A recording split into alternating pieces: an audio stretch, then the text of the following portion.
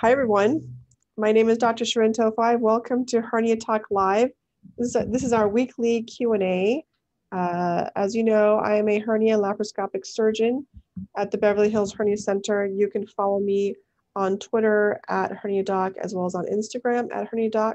Many of you are following us currently on a Facebook Live at Dr. Towfigh, as well as Zoom. And at the end of the show, we will make sure that you all have access to the YouTube version of this so you can share it with others and watch it again and become more informed, because today we have Dr. Sean Orenstein as our guest panelist. Dr. Orenstein is a hernia specialist. He is laparoscopically and robotically gifted surgeon. He works out of Portland, Oregon at the Oregon Health Sciences University, which we call OHSU. You can follow him at Orenstein Sean and at Twitter. And thanks for joining us, Dr. Orenstein. Well, thanks for having me, Sharon. This is wonderful that you're doing this program for everybody, and appreciate the invite. Thanks. So many of you who are on herniatalk.com have seen Dr. Orenstein's name come up multiple times. He has really been gracious in helping many of you patients and seeing him. There's very few of us hernia surgeons on the West Coast. He's one of them, and I do refer, we share patients, and I refer him patients that are closer to him than to me. So I'm very grateful to have you on my side in the same time zone, which helps as well. Indeed. Why don't you start first, as people are all logging in, giving us just a quick brief as to what your practice is like in Oregon. So, thank you again for having me, Sharon. Again, this is wonderful that you're doing this for patients, other physicians out there. There's a lot of information out there when it comes to hernias, whether it be hernia repair, mesh placement, and everything associated with that. And so it's nice to have a forum to be able to communicate our thoughts as surgeons with regards to hernia repair and some of the subtleties as well as the complexities of it. With regards to my practice, I'm a general surgeon trained, as I said, fellowship trained in minimally invasive surgery, but a big portion of my fellowship was in hernia repair and complex abdominal wall reconstruction. And my practice has really evolved to mostly hernia repair. I would say 80 to 90% of what I do is some form of hernia repair, whether it be groin hernia repair or other ventral and abdominal wall hernia repair. I still do other general surgery, non-hernia related as well, but that is the bulk of my practice. And just curious, was it because of the type of fellowship you went into that you were so exposed to hernia stuff, or did you actually know you'd want to do this before you started your fellowship? Well, I certainly didn't think I was going to be a hernia surgeon when the grand plan of being a doctor started years and years ago. True. But I actually started during my residency. In the middle of my residency program, I wanted to go out and do some research. So I joined Dr. Shirin Towfigh and his lab out at University of Connecticut out there on the East Coast. Oh, wow. And through that lab, I spent a couple of years of dedicated time studying mesh and anything hernia related. We built our own animal lab and we did in vitro and in vivo testing, trying to test out every mesh that we get our hands on and other forms of hernia repair sciences. Yeah, for those of you that are watching, no one enters medical school or residency wanting to be a hernia surgeon. It's not considered the most glamorous of the specialties. It's not like brain surgery, orthopedics, cancer surgery, big liver operations, transplant, heart surgery. Those are like the big ones. But those who see the light, as I say, and the believers, for sure. I think among the surgeons, the hernia surgeons are pretty happy people. No, I agree. I think we're a nice, fun, tight group, knit family. We are. Yeah, it doesn't really matter are. whether conferences have been a year delayed from COVID or whatever the reason is. We all get together and have a lot of fun talking about what we have passion for. And it's getting back. We're trying to make hernia sexy again. We're getting there. Yeah, we are. We totally are. But because of people like you. I mean, when you get people that are so enthusiastic, they're younger. It didn't used to be. The hernia surgeons used to be all really old. Yeah. I remember my first meeting that I went to was in Orlando, I think, was in 2002 at the American Hernia Society. I literally opened the door to enter the auditorium or the conference room, and all I saw was the back of everyone's heads, all male, Yeah, right. either white hair or no hair. And I had just finished residency. It was my first year into my academic job. And, as a female surgeon, you're kind of used to having a mostly male dominant conference, but this was beyond. I was well below the average age there, well below. And it may have been the only or one of two females or something. So things have certainly changed for the better. Yeah. Sure. Yeah, it's been very fun. I must say, everyone is so fun, and we enjoy being around each other. Some of my friends ask me, like, what do you talk about all day? You have yet another hernia meeting? What do you guys say every year? And there's so much to talk about, I think. Yeah, it is. It's never ending. And hernias don't get old. We're continuing to learn. We're continuing to evolve in our practice patterns and technique and what we use to fix these multitude of problems. Yes, very true. So you basically do all types of hernias, but because of your kind of laparoscopic and robotic skills and mostly the ventral hernias that you do, I thought we would focus as much of our talk today about incisional hernias. So if you can just briefly explain to our audience, what do you define as an incisional hernia, and how do you approach that different than any other typical hernia? Well, that's a great way to start. An incisional hernia, put very simply, is if a patient has had a previous incision, they've had a cut for whatever reason, whether it was ovary removal or colon removal or a biopsy or something else inside, typically the abdomen and pelvis, that incision can lead to a weakness through all the layers of the abdominal wall. And specifically for hernias, a hernia by definition is a hole in the fascia, being the strong, tough tissues that holds our insides in. Well, if that incision, the deeper parts of it, don't close adequately, or if it stretches and weakens over time, that can lead to a hole there. And so that would be an incisional hernia, as opposed to other hernias that may have been there from birth, say a small umbilical hernia. These are commonly start at birth and slowly enlarge over a patient's lifetime. There's never been a cut there, so that's not an incisional hernia, but yet that can lead to a hole or a defect in the abdominal wall, and an incisional and an umbilical or other types of hernias can lead to similar overlapping symptoms and problems. Right. And so do you tend to do different operations or have different type of planning for incisional hernias than if someone's never had surgery before? Well, it really depends. There's a lot of factors that go into that decision making on how I choose to fix it, whether it's an open repair with a bigger incision or a minimally invasive approach through small little cuts like laparoscopy and robotic assisted laparoscopy. A lot of it is on the size and the location. Right. So, if it's a small incisional hernia in the upper abdomen, I have multiple options. If it's a very large incisional hernia, say underneath the sternum or the breastbone, for example, if somebody had a previous coronary bypass surgery, that can lead to an incisional hernia actually in the abdomen, not just of the chest there. Right. That would require perhaps a different method of repair, and there are different options for that. So there's a lot that goes into the decision making as far as what type of repair I'm going to do, what type of mesh I'm going to use, and even the location of that mesh. Yeah, we already have a question. Let's just move on to that.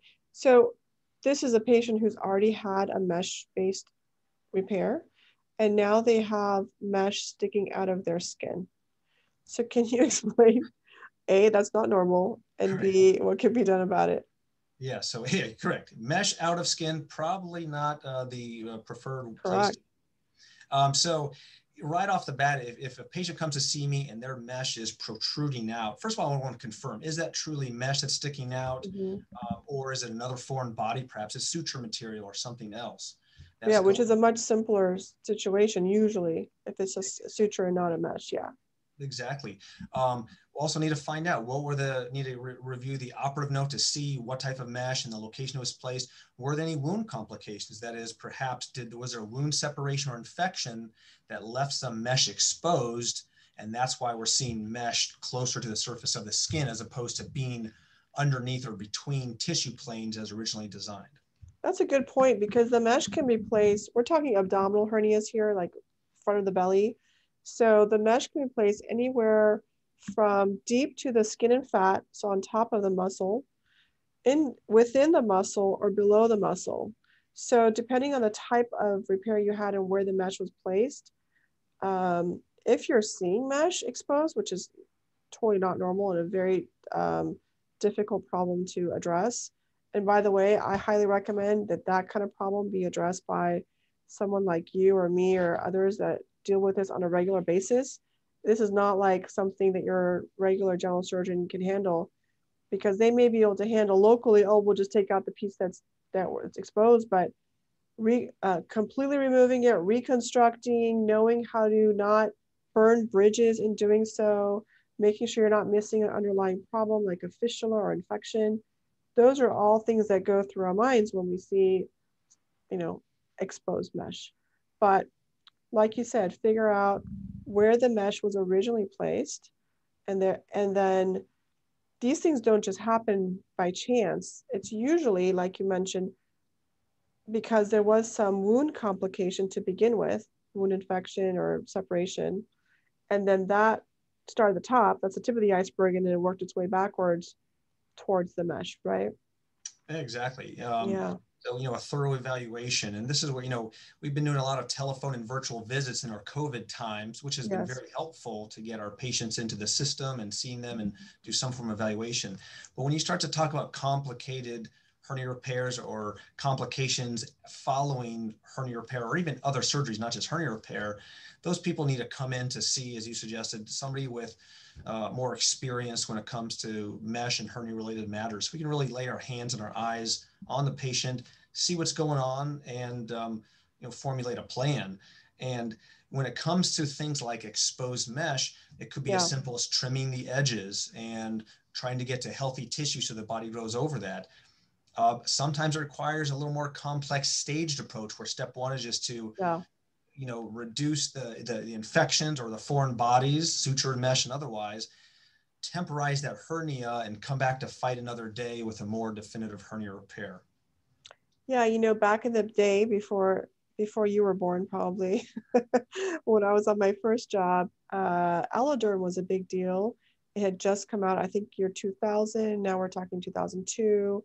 And I used to work at the LA County Hospital at USC, and we had a lot of access to biologic mesh because we were a huge burn unit.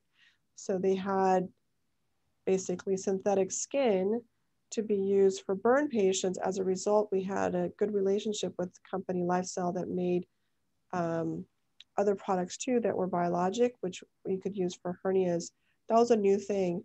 And because of the county experience, we had a lot of people with exposed mesh, infected mesh,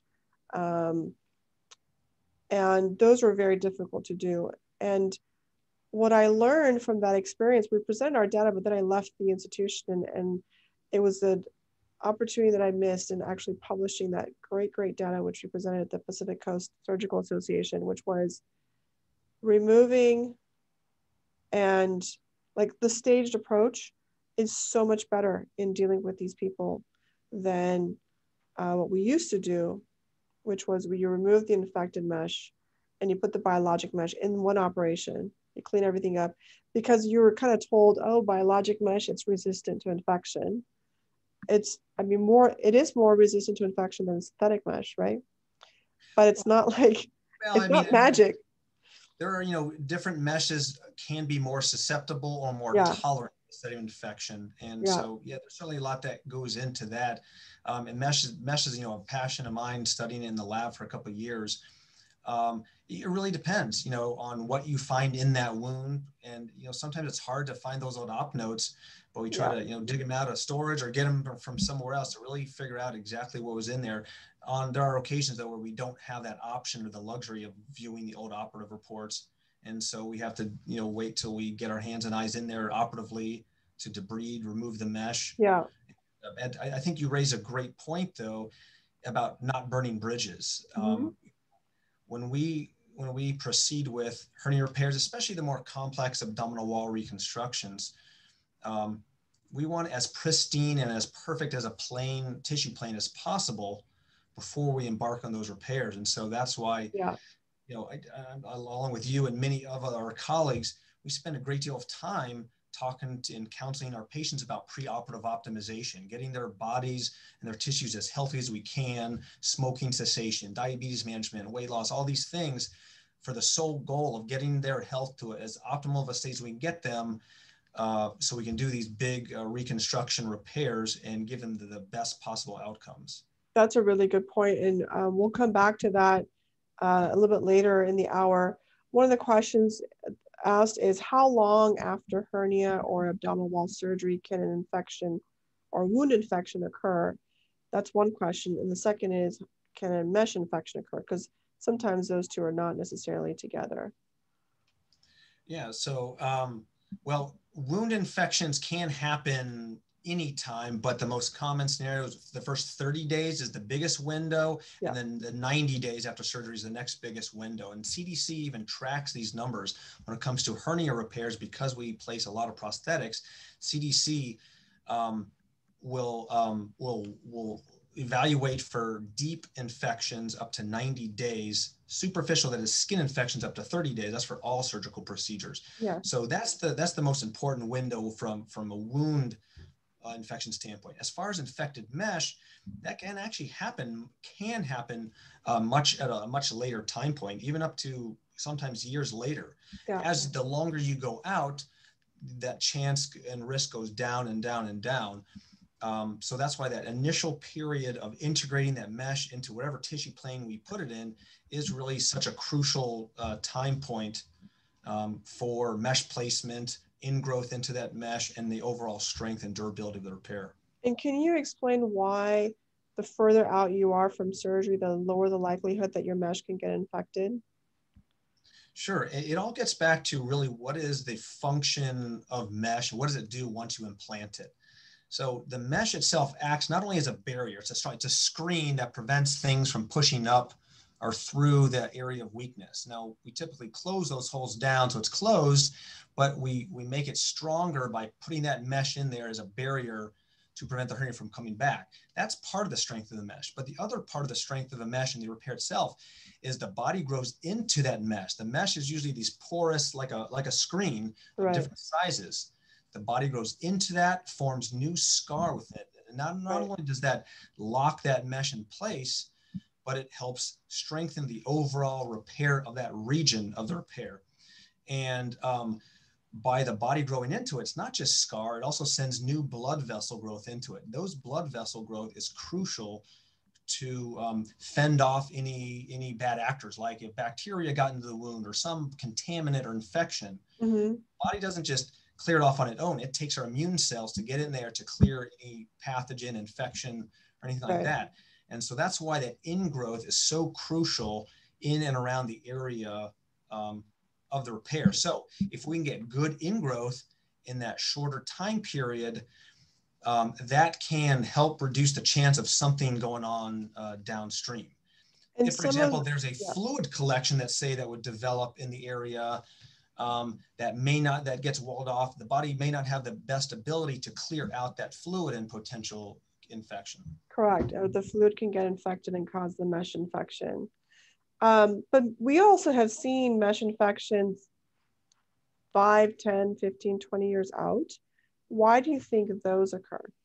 I have some answers, but you go ahead.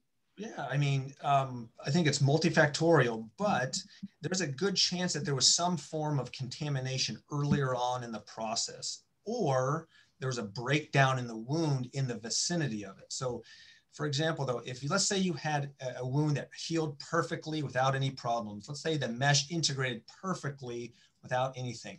The risk of something happening downstream is extremely low. But, however, what if there was some form of contamination or an early light infection the body did a good job of clearing most of that infection, but some of it, that little infection maybe got walled off and isolated from it. Correct. And some of those bacteria kind of get harbored and go to sleep, if you will. Those infections can sort of come out in a stressful situation, a physiologic stress in that area, or somebody's immunosuppressed or whatever. And now that bacteria can perhaps flourish a little bit more. Right. And if it has access to that prosthetic, to that mesh, to that foreign body, it can then start or sort of rejuvenate an infection. I mean, there's bacteria all over our skin, in our mouth. Theoretically, our insides are sterile, but you're right. You can have, let's say, I'm going to make this up, one bacteria that entered the mesh at the time of surgery. And if you are lucky, the majority of the time, your body will handle that one bacteria. But it can become 2 and then 200 and then 5,000 over a span of years, and then you get an infection. That would be unlucky.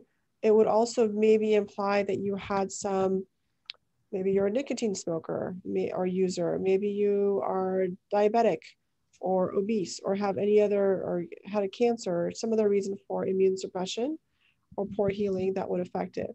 What's interesting though, is I've seen multiple, and I would say by multiple, I mean maybe 10 in my 20 years of practice, that the patient did totally well. They had a mesh repair totally fine.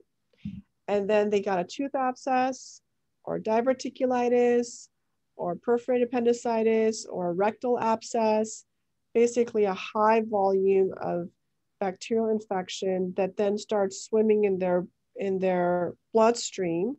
And then that bacteria was unluckily swimming and then landed on the mesh.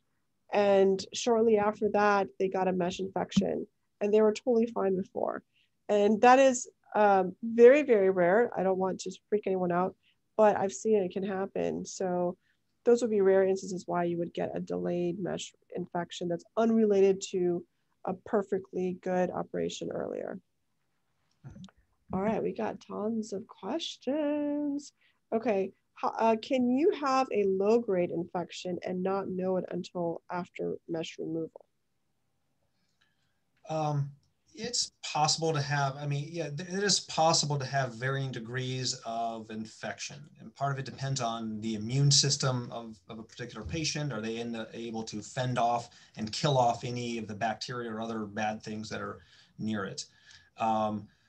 There are certain bacteria that form biofilms. And this is kind of getting back to what I was saying before. There are certain bacteria that sort of go to sleep and then may wake up at a stress state. So you can have some low-grade contaminants or low-grade infection that doesn't overtly turn into a big abscess or a whomping infection at that time. But that said, the human body is pretty amazing and pretty resilient. It does everything it can to save the body and save different areas. Yeah. And if it sees something bad it doesn't like, it's going to go after it. And so in a healthy individual, it has a pretty good ability to kill off anything that it needs to. So there's obviously a lot of different ways of fixing hernias. It's great that there are surgeons like you that offer all options. A lot of times people go to a surgeon, they know how to do it one way. That may not be the best way, but you should always go to a surgeon that does their way well.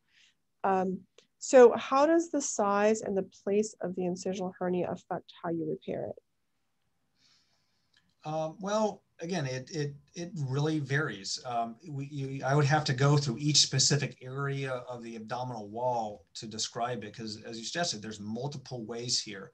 Right. So my first thing I think about is, can this patient receive a minimally invasive approach? There are many benefits to a minimally invasive approach. When I say minimally invasive, I'm talking about laparoscopy and robotics. Yes. And so if you make little cuts, there's reduced chance of infection. People tend to return to work quicker. They leave the hospital sooner. Yeah. There are a lot of big time benefits to laparoscopic and robotic repairs. However, there are some reasons that we can't do a minimally invasive repair. Sometimes it's the size of the hernia repair, of the hernia, or the location. Sometimes if the patient has some type of skin pathology, maybe they have a very large scar or Yeah. a non-healing wound. These are things that we may need to address with a big incision to cut out that skin or that scar or other reasons, or excise certain tissues or remove old mesh. These are some reasons that I would go straight to an open repair and forego a minimally invasive approach. Okay, here's one patient with an umbilical hernia and a diastasis recti. How would you approach that? It's funny. That's a great question. There's a lot of controversy in the hernia world about that. First of all, it depends on the size of the umbilical hernia. So for my practice, if they have a small umbilical hernia, say, maybe 1 to 3 centimeter, a couple or a few finger breaths, and they have a diastasis, I'll probably just address the umbilical hernia alone and not address the diastasis. Diastasis by themselves are not dangerous. You can't die from obstruction or strangulation related to diastasis. And let me even take a step back for our audience so they understand the difference between a hernia and a diastasis. A hernia is a hole in the fascia, and fascia being the strong, tough tissue, where it's just gone.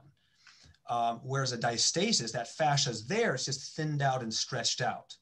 So one can be potentially dangerous, like a hernia, where diastasis is not a dangerous finding. That said, some people can have symptoms related to the bulging from diastasis. So going back to the question, umbilical hernia repair and diastasis, again, small umbilical hernia, even if it's small and recurrent, I'll probably just do the hernia repair alone.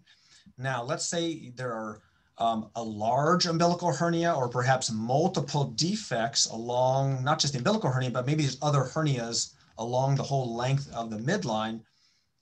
That's the kind of case where I will tackle both the hernias as well as the diastasis. Yeah.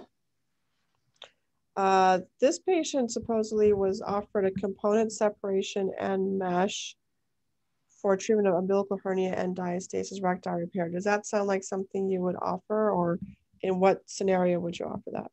I think if it's a large enough hernia and symptomatic enough diastasis, I would consider a retrorectus repair for this, because with a retrorectus, not only can I tackle all the hernias along the entire length of the midline, I can either excise or plicate, meaning kind of suture and fold up that diastasis at the same time to reconstruct their linea alba, meaning basically get their rectus muscles, their six-pack abs, instead of being pushed to the side from a hernia and diastasis, we want to get those rectus muscles closer to the midline. That's how the abdominal wall is a more functional and dynamic structure. Yeah, so as you know, I practice in Beverly Hills, and we discussed this, I think it was last week, with Maurice Mo, about plastic surgery and hernia surgery. I practice 2 blocks from Rodeo Drive, and this is called the Golden Triangle, the most number of plastic surgeons in the nation, like per capita. So I have some great plastic surgery friends. They're really, really good, and patients who are candidates for tummy tucks and have hernias. So we collaborate. And what we're doing is for 3 or 4 centimeter hernias or smaller, even if it's incisional. So these are patients that would have gotten mesh otherwise. If they're good candidates for a tummy tuck, they get the tummy tuck and I do the hernia repair. And we use the plication from the tummy tuck as a way to function as like a tension reliever and biologic, in quotes, biologic barrier over the repair. And we have a series now, we're going to, that up to 4 years now, that we've been following. And in the right patient, it's an interesting kind of one approach of doing this. Do you place mesh at that time of the plication hernia repair? No, that was the whole thing, is we chose not to use mesh. And then the patients knew. I gave them the options. They knew that it was not standard because all of those hernias would need mesh. And they were not necessarily pro or against the use of mesh. As you know, plastic surgeons tend to be against the use of mesh. They're much more into use of tissue. And it seems to me, assuming that as we enroll more patients, this will continue to be successful. In the right patient, the taking tension off of the primary repair of these hernias by adding the tummy tuck significantly improves the outcome of the hernia repair itself. I mean, obviously tummy tuck is a big operation. Not everyone should have it, but you know, the right patients, it seemed like it's done really well so far. So I don't know. That's Something nice. to kind Here of to see consider. results. And you raise a good point about skin and soft tissue is Yeah. a part of hernia repair. It's not just closing the fascia. It's not just reinforcing with mesh. For many of these complex hernias, getting good skin and soft tissue coverage over a repair is a crucial aspect, especially if they have had history of wound infections or skin grafts and other things, other items that need to be addressed. If we can address it at that time, that gives them not only a better cosmetic approach, but really more functionally gives them good, healthy tissue on top of their repair. How do you repair incisional hernias from a C-section? So assuming this is a lower Fannin steel incision, so that would be in the suprapubic category of atypical hernias, meaning it's a hernia that's above the pubic bone.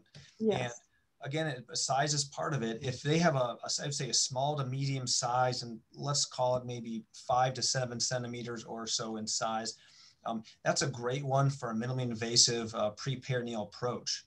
So Yes. I've been converting most Very of my good. approaches to a robotic approach. I do laparoscopy, straight stick laparoscopy as well, but using the robot gives nice dissection, develop pre-peritoneal plane, reduce any contents, do my best to close the defect. In a C-section, we should be able to, because there's still some fascia below, but there are some hernias that do go right up to the pubic bone. They're a little more challenging. And that's a beautiful plane to put a piece of mesh to reinforce widely in the same plane that we use to do inguinal hernias. We just center that mesh more instead of to the side. And it's so good. It's a great one. Every so often you get these little hernias from C-sections, so it's not like an actual hole. Fortunately, it's actually very uncommon to get incisional hernias from C-sections. It's just that kind of transverse incision, and they do a lot of muscle splitting, and probably the fact that you're so loose to begin with, so the repair is not under tension. When you close it, the muscles are still loose from all the hormones. That combination makes it so hernias are not common. So if in situations where it's really small, I do those through the C-section scar because they often just need like maybe a strip of mesh like deep to the muscle, but you only like to fillet the whole thing open. But yeah, I think that laparoscopic or now the robotic option is the best repair for those patients with mesh. Yeah. How do you handle a recurrent hernia or bulge in the lower abdomen or in the flank if mesh was removed due to a foreign body reaction to regular synthetic mesh? Now, so they had mesh repair of let's say a flank hernia. Then they had a mesh reaction, and that could be anything from, you know, chronic pain from the mesh or like rashes. And we've had a couple great HerniaTalk events on mesh reaction. Now you have a hernia again because the mesh is taken. So how would you approach that? That's a tough one. Yeah. Flank hernias in general are very challenging entities for hernia surgeons, and even ones that do this every single day. And part of the complexity of flank hernias is because of the location near a bony prominence. So any hernia that's next to a bony structure, like the suprapubic I just talked about, Yes. flank hernias that are next to the pelvis, or hernias that are underneath the ribs or the sternum, they make it harder because it's harder to close the hernia defect if there's no good, strong tissue next to it, if that hernia is right next to the bone. And a classic example of this is a traumatic flank hernia where they're in a high-speed motor vehicle collision and they had a rapid deceleration, and their pelvis can kind of separate from the tissues there, and it can lead to a big defect there. That makes it very challenging to close that defect.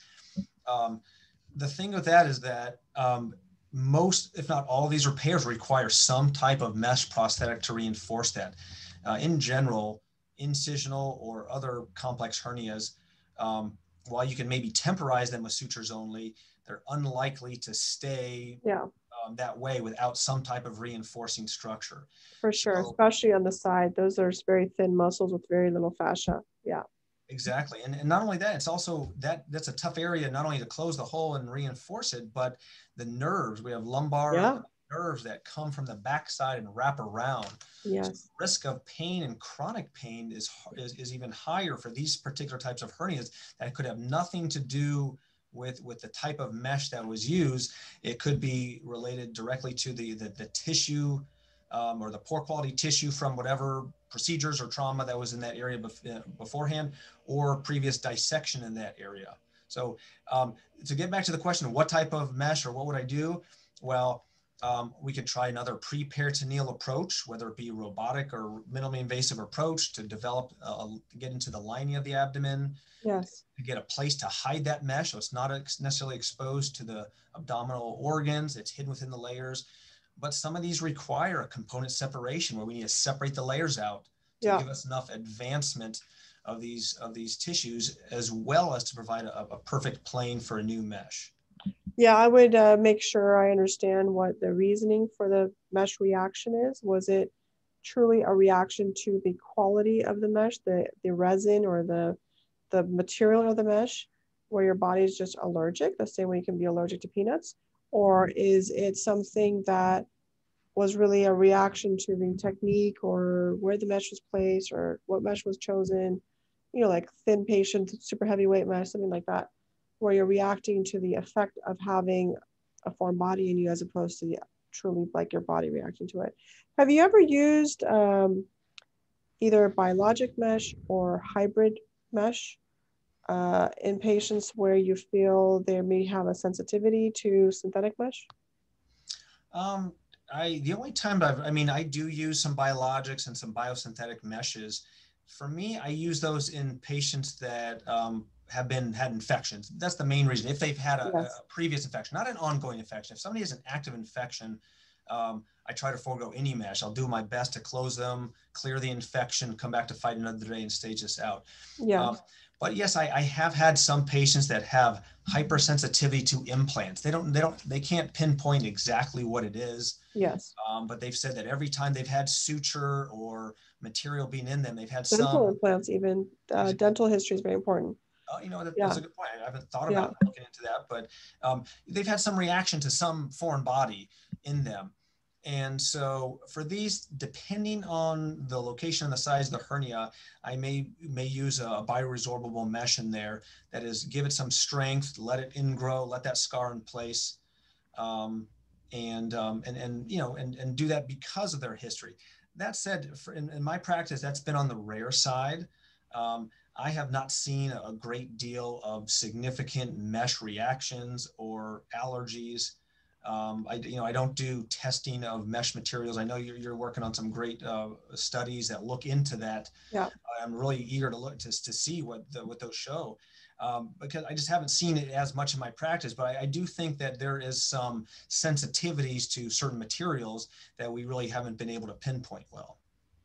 Yeah, as you know, I see a lot of people with chronic pain, very odd medical problems, POTS, mast cell activation syndrome, sensitivities to a lot of things, mesh allergies.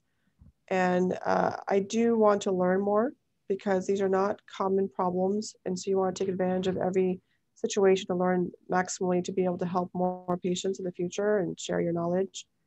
Allergy testing is something that we've started, and if it's positive, it's very helpful. But if it's negative, it's about 40% falsely negative.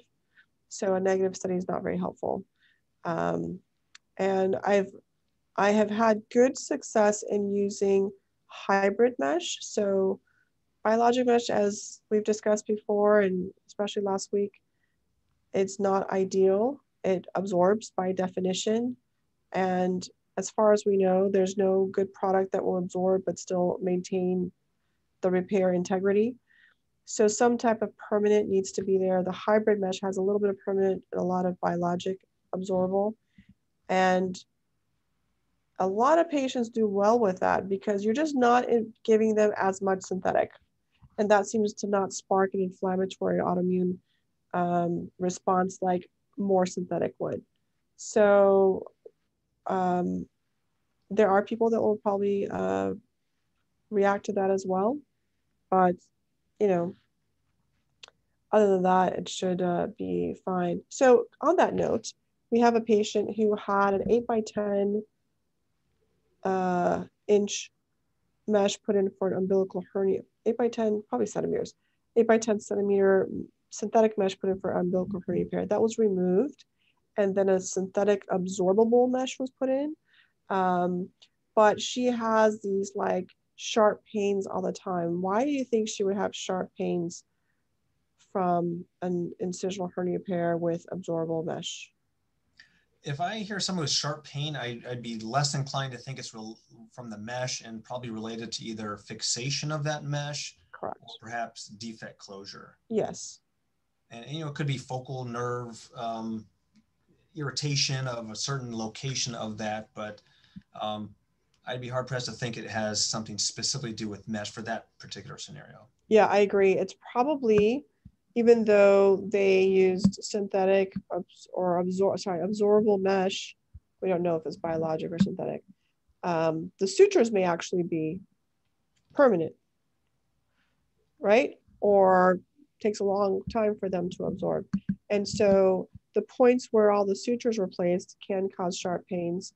And that would have been my answer too, is it's probably related to the fixation or the suturing of the mesh or closure of the fascia with the sutures. So now you have suture-related pain. And that's where expertise comes in. So when you have a patient that needs a hernia repair and you have to really pull it tight to close that, then maybe you have to do some more maneuvers to relax some of that tension, because anything tight will tear. We know that from clothing, and we know that therefore for hernia repairs. So that's where components come in. You want to talk a little bit about component separation? Yeah, so component separation is part of abdominal wall reconstruction, where we have to separate the various layers of the abdominal wall apart. We basically take it apart layer by layer and put it back together layer by layer. And the whole idea of doing that, there's a couple rationales for that. One is to release part of the tissue, part of the layers of the abdominal wall, release it enough to pull together to close that gap, to close the hernia. And that's one of the main reasons we want to offload tension. That is, if it's a big enough hole, if we just try to push it together with stitches only, as you said, it's probably going to tear. So by cutting various layers of the abdominal wall and separating different layers of the abdominal wall, that allows these layers to slide against each other, and so we can close our hole. It also, depending on the type of component separation that's done, it allows very large planes, so we can put very large mesh prosthetics in there to reinforce not only the area right next to the hernia repair, but we want to reinforce very widely, because when we cut some of these layers, we potentially weaken a little bit of it, and we want to reinforce to strengthen that. Now, the interesting thing is that there's some good studies that show, looking at CAT scans after component separation, despite cutting various tissue layers, some of those layers may weaken. By recreating the abdominal wall, as I already said before, by getting those rectus muscles closer to the midline, we set up this tension, this physiologic tension that our abdominal wall is originally made to do. And that actually can strengthen the other muscles. So the other muscles actually get bigger and a little beefier and stronger after that repair. We're talking months, sometimes years down the road after the healing has completed and the abdominal wall is now set to its new state and then get stronger. So in some respects, we have to sacrifice a little things here and there to close up the big problem and strengthen the rest of the abdominal wall. Yeah, and I think many of the patients that are on tonight seem to have had 1, 2, 3, 4 hernia repairs. And the key is prevention. So we can't prevent you from having your genetics that maybe had caused the hernia, but please try and focus on taking the first hernia repair seriously. Don't go to one surgeon. Even if you see me, please go see a second surgeon. Just get an opinion and try and figure out what is the right thing to do, because these are all operations.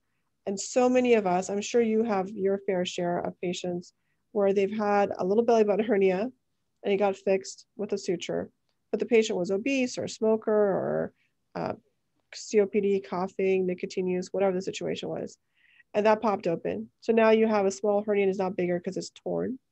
Then the surgeon again puts sutures in, let's say, or puts a small piece of mesh, basically inadequate operation, that tears. Patient remains nicotine use. Patient remains with their obesity. The patient remains with their chronic cough. All things that can be treated. So then progressively they keep tearing, where they have mesh infection and redo operations. And now they have this enormous giant hernia that is very complicated. There's very little tissue left to work with. So knowing the best operation the first time, or if you have a recurrence the second time, let's not get it to number 2 and number 3 and 4. On that note, here's a patient that says that she has a large incisional hernia. Her surgeon has tried twice to repair it, once in August 2018 and again in 2020. So 2 operations in 2 years. Both repairs have failed, although I have not seen anyone from the hospital due to COVID, but I doubt they will make another attempt. I have a couple of questions. Number 1, will this hernia continue to grow in size, or do they reach a maximum and stay like that? So the first question, hernias don't shrink in size unless you're a little kid, like less than 4 or 5 years old, or pregnant. Right. That's pretty much the only 2 categories that I'm aware of where hernias may shrink down to a little bit. Yes. Short of those 2 categories, hernias will either stay the same size or they can enlarge over time, but it is variable from person to person. I've seen people, I've followed them for years, and they had the same size hernia for years and years. They just never wanted it fixed. I've had people that have a hernia that drastically enlarges over a short period of time. So it definitely can get bigger, but it's not guaranteed to. And what if the surgeon says you should never have hernia surgery ever again? What's your response to that? Well, as a hernia specialist, I'm pretty much willing to see anybody and try to fix any hernia I get my hands on. It's very rare that I will tell a patient, no, this can't be fixed. Now, I think there is end-stage hernias. And I was just actually talking about in clinic today with my residents, but that's on the rare side. I believe that most hernias can get some type of repair. Maybe they're not a candidate for a big component separation, but there are other things we can use to help that hernia out. So yeah. Yes, we talked about end-stage hernia repairs, about using flaps from other parts of the body to help bridge defects that you just don't have any tissue to deal with. Usually that's not the case, 99.5% of the time. Okay, question number 2, same patient. Is there extra fluid in the cavities where the collapsed inside should be? My stomach is so swollen and it just feels as though it's like a balloon, even when I lie on my back.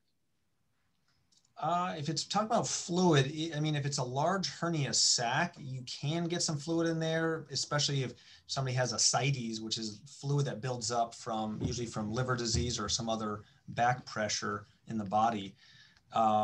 But filling up with fluid is not a common finding unless there's something else bad going on. Typically, if there's a hernia sac, that's filled with either fatty tissue or organs from the inside that are pushing out there.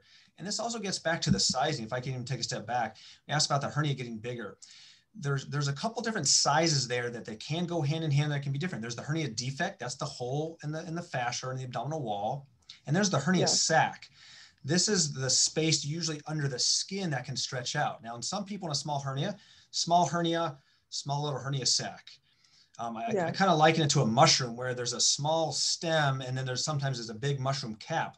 Well, sometimes the hernia size, the defect can stay the same size, but the hernia sac, that is the area under the skin, can stretch out to be very big. You could have a hernia sac that's the size of a cantaloupe mushroom. Or a shiitake mushroom, big old mushroom, a huge hernia sac that has a lot of bowel and other stuff in it that can squeeze through a tiny little hole. So that doesn't mean the hernia defect has gotten bigger. It means the hernia sac has gotten bigger. Also, you can have the same. You can have a huge hernia with a huge hernia sac, and it's all one ginormous cavity there. Are biologic meshes good for this option? That's what her surgeon recommended. It possibly, but again, it really depends. I would have to know more of the history. Is there an infectious history? What happened with the previous 2 repairs? Why they fail? What meshes were used for that? Is the patient optimized medically? This pre-op optimization, it's funny how it's such a sort of a new thing. It's not new because physicians have been trying to get patients healthier for years and years. Right. But I think we've made a pretty good concerted effort in the hernia world to get our patients medically fit and optimized before we do hernia repairs, especially the big complex ones. As you said, we want to avoid this vicious cycle. We want to avoid hernia turning into bigger hernia, turning into bigger hernia, turning into infection and mesh removal and another infection. We want to avoid and stop that cycle. Yeah. Preoperative optimization is one of the best ways to stop that cycle. So this is a perfect example where someone needs to stop repairing these hernias, figure out why they keep repairing. Is it purely a technical problem? Mesh was too small, sutures were too tight, something like that. Or is it because there's obesity, diabetes, chronic cough, constipation, nicotine use, acid reflux with clearing of the throat, coughing? All these little things can add up. And how many of these are treatable, right? And then you go for the repair. In fact, I'm sure you've had patients, because I have patients, I had 2 today, that they should have like surgical weight loss, which is yet another operation, which is add to the complexity, before they should have any hernia repair, because they're never going to get to the weight that they need to be for the next hernia repair. And to just kind of wing it and say, well, she's never going to lose weight, for example, is a disservice, because then that vicious cycle is really, really, really poor quality of life. Okay, another one. Do you have tips on how to live with this type of hernia? I'm only 47 and I feel like it can no longer do so much. That's a tough call. I see many patients that are in similar scenarios. They've had, a long history of multiple hernia repairs, maybe had infection, maybe not. Many of them do have these medical problems, obesity or smokers or diabetics. So my first evaluation is about getting that history and counseling the patients. Yeah. That is, my first step isn't to say, okay, this is how we're going to fix your hernia. It's like, let's take a step back. How can we get you and your body better and optimized for what sounds like is going to be a big operation down the road? And I think that a lot of it is patient education. Yes. There's a lot of misinformation out there in social media and on the web. It's our job as hernia surgeons to educate our patients, also give them some hope to say, yeah, listen, this is fixable, but just not right now. We can fix it down the road after we get this, and this taken care of. Yeah.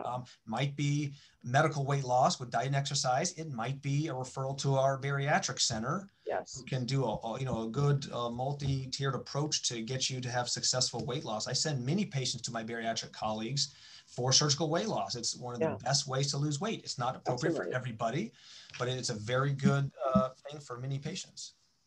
Not every bariatric surgeon is comfortable doing bariatric surgery in someone with a big hernia. So you have to find the right surgeon for that. But yeah, I have a couple that are really great and so helpful. Question about mesh removal. Is there an appropriate time to get mesh removed? Does it matter? Let's say someone is having mesh-related pain. Does it matter if they take it out this year or next year? No, I don't think the timing, well, the only timing is that patient may continue to have symptoms, but if I examine the patient, I look at their CAT scan and everything looks good, I don't see a recurrent hernia, I don't see fluid, if I don't see anything abnormal on exam or on any imaging they have, I try to counsel the patient to see, well, is there something else going on besides just it being the mesh? Because the problem is that if the abdominal wall has good integrity with that repair, if we go in to remove that mesh, there's a pretty significant chance that hernia is going to come back. And then we're back to square one with dealing, okay, then how do we fix that hernia when they have a high chance of a hernia recurrence? So removing mesh is usually low down on the list for me. I try to see if there are other things we can do to help with the pain or whatever it is, or try to find the rationale for that before going straight into removing mesh, because that's not a gimme. There is a potential for harm by removing mesh.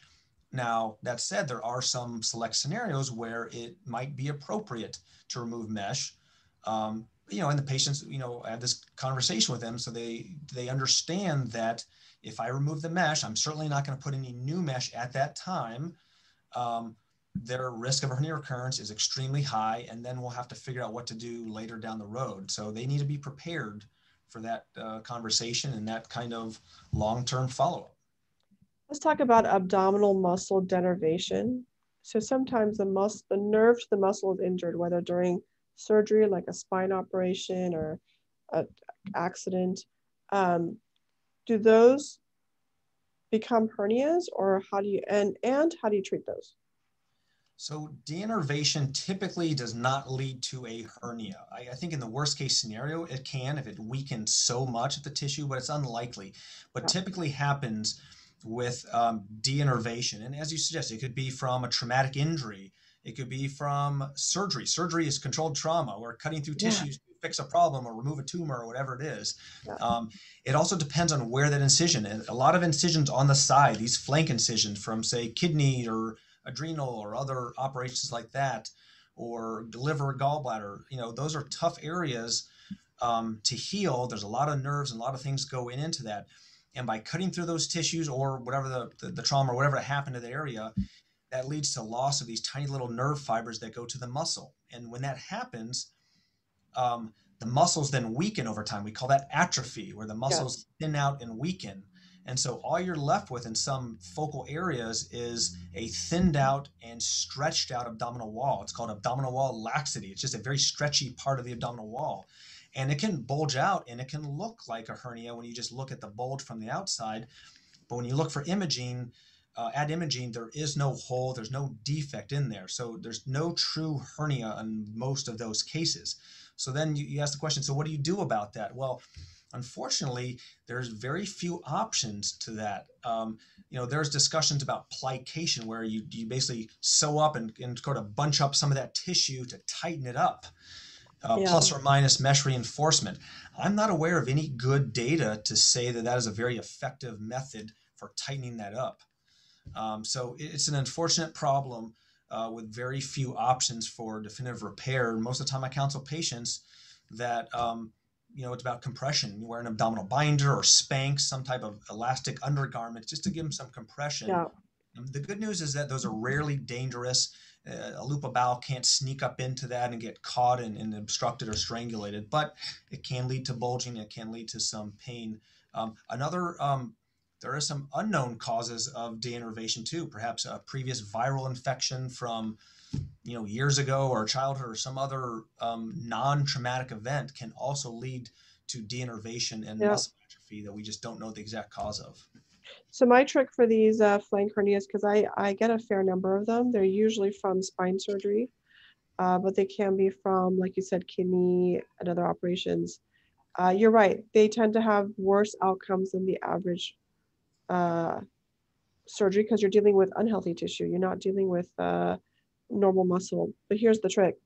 So you plicate the hell out of the denervated area, super tight, like you're doing a tummy tuck, but you're doing a tummy tuck of the denervated area, very tight. In fact, I used to do almost all of these with the plastic surgeons, because I would make it tight and then they would make it even tighter, because they're used to tummy tucks. They're not used to like hernia repairs where we try not to make it too tight.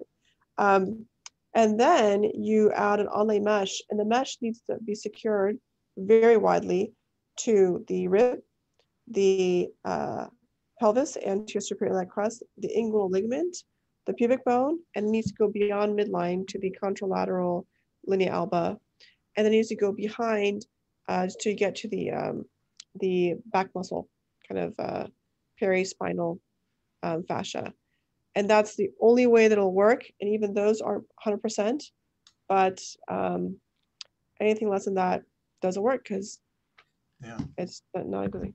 Okay, we're going to do a, 2 seconds though, sure. Just to backtrack a little bit with what, a lot of time when people do have an incision over there, many of them can develop hernias there. So that's not the same thing as just a thinned out stretch abdominal wall. I just want to clarify that. So some of those are appropriate for a formal hernia repair and abdominal wall reconstruction. Totally true. And those you do robotically?